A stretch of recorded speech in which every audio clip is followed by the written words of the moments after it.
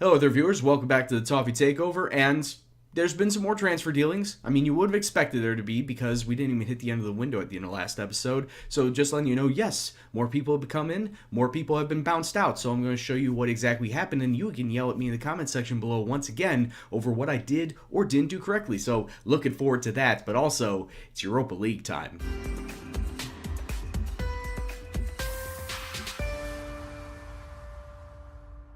Yes, what's up, peoples? It's Gendo here, and if you're still enjoying the series, please do go and drop it a like. And of course, it's the first round knockout stage today versus Villarreal. But first and foremost, gotta address this right here: a matchup versus Wolves in between the two. How's that even possible? Well, that can mean one and only thing. We won our FA Cup match, and we'll get to those results in just a second. But first, gotta finish up our transfer business as it's well into February. Who do we bring in, and who did we bounce out? And continuing with listening to your Twitter comments and Twitter advice, I went and picked up Malang Sarr from Nice. In fact, I did put out the offer right before the end of last episode of a £5 million transfer fee and then loaning him back out to Nice. We beat out Bordeaux and we beat out Arsenal for his signature. So now he's contracted to us. But like I said, he loaned back out to Nice for the remainder of the season to continue with his development. I mean, he's a first-team footballer there. He's going to get all the chances in the world. Might as well let him do that to continue his development instead of sitting on the bench behind Dendoncker and Mason Holgate and Michael Keane and Jagielka, etc., etc. He wouldn't have gotten the first team football here. So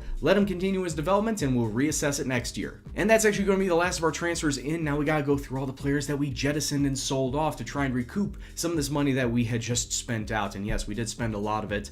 And first and foremost, you know about Omar Nias being sold out to Spartak Moscow. I said this at the very start of the transfer window. £9.75 million was the fee. And as I said before, striker behind Sandro, with how well Sandro has been this season, there was just no way he was going to be getting any sort of first team football. And on a high wage as he was, it just didn't factor into me wanting to keep him. I'll reassess the striker situation in the summer, but Nias, for how much he was getting paid to sit on the bench, just wasn't worth it. And then going to the other side of Moscow is Martin Stecklenburg going to CSKA for just over £500,000. I know Joe Robles got sold out to Shakhtar, and now Stecklenburg going out to Moscow. That leaves me with only Jordan Pickford as my number one goalkeeper, and actually my real only option at goalkeeper, which may come to bite me in the ass somewhere down the line. Hopefully not before summer hits, knocking on wood. But yeah, we're just down to one goalkeeper in Pickford. And then the last three are not transfers, but loans out. Of course, we know about Malang Sarr. Ashley Williams has been loaned out to Lille for a fee of £35,000 a month. And to be honest with you, they also threw in a clause that they could potentially buy him up for £2.8 million if they so choose. And I mean, that would be fine for me because, let's be honest, Ashley Williams is not someone that I'm going to be keeping on after this season in the first place. So if I can get any sort of money out of him before the season is up, or maybe even before the summer transfer window, I will be all for it. Lille, please, you know you want him. Take him for that $2.8 million. And then Cuco Martina has been loaned out to Montpellier, also in Liga, for a £34,000 a month fee. And like I said, bringing in Aritz Elostondo as the right back behind Cuco Martina, or I should say behind Seamus Coleman, there's no need for Cuco Martina, so let him go out somewhere else and possibly sell him in the summer as well. Alright, now let's get to the matches. Since we have played a last episode and immediately following our aggregate loss to Liverpool, we then took on Nottingham Forest in the FA Cup and came away 3-0 victors, getting us on to that fifth round match versus Wolves. And the only two goals that Omar Nias scored for us while at the club here had to be in this match. I mean, you just can't write this. It's like, immediately as I was seeing these goals go in, it's like, man, this is the last thing he's going to do here at the club, and to score these two goals. Wayne Rooney also getting himself on the score sheet. Could have had a second, but missed the penalty in the 41st minute, but it doesn't matter. Like I said, we get ourselves through to the fifth round of the FA Cup. And then following that, 4 matches in the league, getting 10 points out of it, not too terribly bad. The highlight here, though, a 2-1 victory over Man City, and it was just as crazy as the first time we faced them, where they were pretty dominant for the first half of the match. We were slowly climbing ourselves back in the second, and were able to get a 2-1 victory here. Lennon with a goal in the 31st minute, Seamus in the 71st, Raheem Sterling leveling it up right before halftime. But like I said, all came down to us just creeping back in the second half, and we just edged them out to get the win. Other wins on the day, or I should say other wins in this block: Crystal Palace, a 3-2 victory, a very crazy 3-2 victory here, is 4 goals scored within the last 10 minutes of the match. Davies with one on our side, Adamola Lookman with a brace there, ultimately getting the 3 points. And then versus Watford, a 1-0 with Davy Klaassen scoring. And then Burnley, it had to be a team, one of these teams, middle to the table teams, to help just break up any sort of run that we had going on. Yes, it counts as an undefeated run, but we probably should have even beaten them. Sandro, nice to get a goal there in the 34th minute, but Sam Volks, 6 minutes from time, getting Burnley a share of the points. Very unlucky. So with 10 matches left to go, we have pushed ourselves up into second place on the table, 3 points behind Chelsea. Liverpool nipping at our heels, 2 points back. Spurs also 3 points back, and Manchester United sitting there 5 points back. It's still anybody's race at this point in time. And just taking a look at our schedule, actually, let's go back to the schedule and see who exactly we got facing towards the end of this season. We got Liverpool, and we got Chelsea and Arsenal right near the end. So I feel like we could potentially finish top 4, but it's going to be a very, very close race to finish top 4. Right, so due to an administrative error, and this is completely my fault, due to an administrative error, I was only able to register 18 players for my Europa League squad. I could barely register any of my players that I just brought in. Elustondo is in there. I think he's the only one that I could have registered for this squad, but everyone else that could have been and actually was on the Europa League squad has either been sold out or loaned out. So complete oversight on my part. We got only 18 players to deal with for the Europa League going forward. That being said, this is the lineup that we're going to be using with going forward. We got Pickford in net, Koeman, Keane, Jagielka, and Baines along the back line. Idris Aganagay, the defensive mid. Tom Davies, the central mid. The 3 attacking mids will be Lookman, Siggy, and Morales. And then, of course, Sandro sitting up top. Right, so we're going to be kicking off, going from left to right in our blue shirts. Villarreal, of course, named the Yellow Submarines, playing in their yellow kits. And, of course, we got to remember, the board expect us to make at least the quarterfinals of this competition. So we got this leg, we got then the second knockout round, and then after that, it's then the quarterfinals. So we really, really need to focus if we want to match board expectations here today. Baines, though, off of a free kick, it does fall to Ghana. Ghana, he can take it around his man, instead lays it back and then gets it right back. Oh, he can cross it inside to Kevin Morales. Takes a shot to Sandro. Who's it going to go to? What the... 60 minutes on now, and here comes Villarreal once again. Maybe we can get the ball. Maybe we can get some sort of counterattack going on, but the cross that comes inside, and Carlos Baca is offside. I was about to say Carlos Baca with a goal, but the referee had his flag up all the way. Villarreal coming through once again. Emre Moore, what a horrible pass from Emre, and now we can hit them on a break. Kevin Morales just running at pace, running through defenders. He's gone through 3 of them. Oh, but he needed to do better on the finish, maybe even cross it across the box. So as we come up to halftime, right at the edge of halftime, Leighton Baines picked up what the assistant manager says is a bruised ankle. Now, the downside to that is I don't have any left backs on the bench. The only left back that I had was Jordan Lukaku, and I would have said, let's bring on Luke Garbett, but oops, I loaned out Luke Garbett before the transfer window is over, so I don't really have any left backs in this competition at this point in time. So, yeah, we got a problem here. I'm going to tell the boys that I'm not particularly happy with what I'm seeing. And also Idrissa Gana, who is coming back off of his injury right now. He's not performing his best. James McCarthy's going to come on for him. Leighton Baines, I'm sorry, my man. Right now, you got to stay out there. As bad as I hate to say it. All I gotta say is I hope this match doesn't end 0-0 as we go to Spain. 57 minutes on now. Kevin Morales just lay it up to Koeman. That was a horrible pass, but we still have it. Siggy to Barkley, who has just been subbed on. Rostaffer Barkley flipping it through to Sandro. The referee keeps his flag down, and Sandro has scored the opening goal in this match in the 57th minute. Lovely stuff. Let's take a look at that again. Morales, I have no idea what that pass was about, but luckily Siggy picked it up, as then Rostaffer Barkley cutting across the box gets it through to Sandro, who is well onside. I don't know why the Villarreal players were going, hey, he was off. He was well onside, and we have cracked this match open.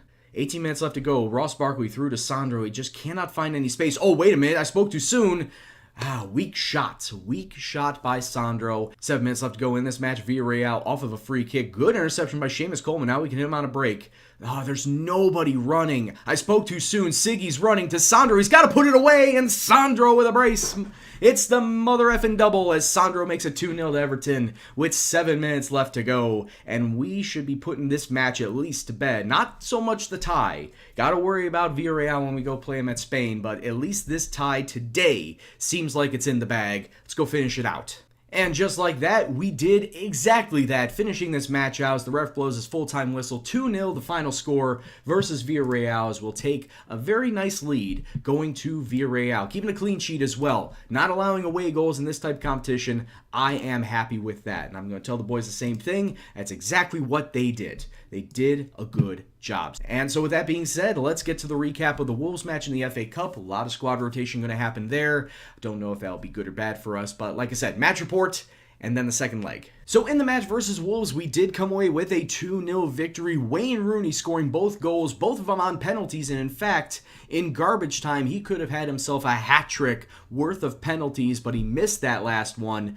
But overall, a completely dominating performance against our third championship team in this cup. As you know, we took on Sheffield United, and then we took on Nottingham Forest. This was the third championship team in a row, but there is a downside to this match, and that's Idrissa Gana Gueye. He comes back from his injury, his second match back from his injury, and once again, he gets himself injured. This time, it's a torn damn hamstring. That's essentially going to put him out for the rest of the year. And believe me, I mean, I sold Morgan Schneiderlin to get some money back from him, thinking that Idrissa Gana Gueye was going to be the man in that defensive mid role, being the anchor, being the destroyer.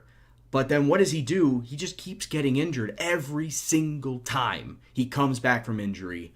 The man is, I'm guessing, is injury prone at this point in time. It's a very sad fact of life, which essentially the sixth round draw is the quarterfinals of the FA Cup. And as you can see down here, all the teams that are left in it: Arsenal, Fulham, Ipswich or Spurs, Mansfield or Man City. Surprised that Mansfield have gotten this far. Us, Huddersfield, Manchester United, and Sheffield Wednesday. So I'm just going to draw all teams and see exactly what we get. We're probably going to get one of the big ones because that's just our nature. We are going to be getting either Mansfield or Man City. If they pull an upset over Man City, a League 2 team, imagine the scenes, the magic of the cup. But I'm mentally preparing myself for Man City, let's be honest here. And with that being said, let's now segue over to our second leg of our Europa League tie. Right, so now let's go over the lineup that we're going to be facing with versus Villarreal, and of course Jordan Pickford will be between the sticks. The flat back four will be the same back four we've had for the majority of this season: Koeman, Keane, Holgate, and Baines. With McCarthy the defensive mid, Ross Barkley the center mid. We're going to have Lennon and Lookman out on the wings, with Wayne Rooney sitting in that cam spot. And of course, there's only one option really sitting up top. It's Sandro, and he's got himself 28 goals. Let's see if he can get 30 on this season. And I mean, let's be honest here, there's a week left of February. He still has 2 whole months in a season to try and get that 30-goal mark. I feel like he could break it. But first and foremost, individual plaudits aside, we need to hold down the fort here and get ourselves through to the next round. So far, after 20 minutes, it's just been a lot of long shots with nothing of real substance. 6 shots, 2 on target, and really no highlights. And unfortunately, Wayne Rooney has just picked himself up a twisted knee, and believe me, anything lower body, I'm not messing around with. So off he comes, and immediately David Klaasen's going to come on for him. And we are going to now change up the role of Sandro as well, make him a supporting center forward just so he can play Davy Klaasen in. But yeah, 4 minutes left to go in this half. We got to throw in deep in the area. Ross Barkley, top of the box to Aaron Lennon, takes a shot. Aaron Lennon, and that's got to seal the tie now. We got the away goal, and Villarreal need to score 4 to get themselves through. And I just don't see it happening. Lovely start. Lovely throw in from Keane to McCarthy, back to Keane. Ross Barkley with the vision, finding Aaron Lennon. He did have a man in his face, but you know what? He doesn't matter. Found the open net, and we got the goal. I will say this, though. Even though we have a deficient roster when it comes to the Europa League, at least we have the core group of guys that I know can get the job done at pretty much every single level. So it doesn't even matter if we don't have Mohamed Besic, or we don't have Jordan Lukaku, or Dendoncker, or any of those guys. We got the core group, and we're doing the job. So nothing really needs to be said. Boys, just keep going out there. I'm pleased with how you're doing it. Second 45, let's get through to the next round. Villarreal trying to push forward to at least get the charge started, to at least get one of those 4 goals that they need, and they hit the crossbar right there. Very scary. Free kick, about 22 yards out. Oh, what a strike that was from Bruno. I'm not taking anything away from that. That was a well-hit ball, and just out of the reach of Jordan Pickford with 26 minutes left to go in this match. It's all tied up on the day, but it's 3-1 on aggregate. So this is now a highlight in the very next minute, literally the very next minute, as Villarreal pushing forward. Like I said, they need to score 4, and they got themselves 2. They got themselves 2 in 2 minutes. Okay, boys, you need to close it down. You cannot allow this to happen. 14 minutes left to go in this match. I just made both of my subs, both my remaining subs, I should say. Jagielka is out, and Villarreal need to score 4. I just don't see it happening. And Elizondo, or I should say Jagielka and Elizondo are in, and now we are starting to cack it. We really are. Villarreal scoring their 3rd goal. It's now 3-1. It's 3-3 on aggregate. And like I said, they need to score 4 because we got the away goal. But boys, I have no idea what just happened. This entire team is just trying to bottle it. 12 minutes left to go now. We have the ball once again in an attacking position. Can we at least score another away goal? If we can't score one more away goal, at least tighten up. Don't allow them to just break through. 5 minutes left to go in this match. We need to get the ball and keep it in their area. We cannot allow any sort of bad back pass, any sort of bad pass in general. David Klaassen, take the shot. Oh, he cracks it off the post.